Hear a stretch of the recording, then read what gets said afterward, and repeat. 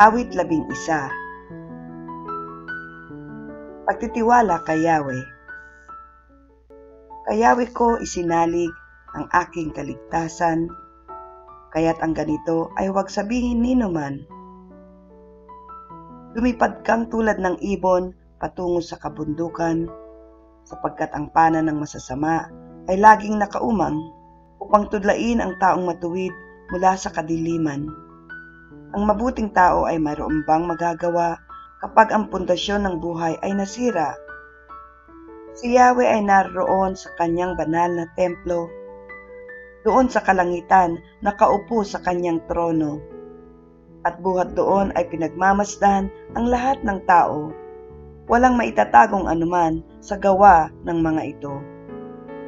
Ang mabuti at masama ay kanyang sinusuri. Sa taong suwail, siya ay lubos na namumuhi. Pinauulanan niya ng apoy at asupre ang masasamang tao. Sa mainit na hangin, sila ay kanyang pinapasok. Si Yahweh ay matuwid at sa gawang mabuti ay nalulugod.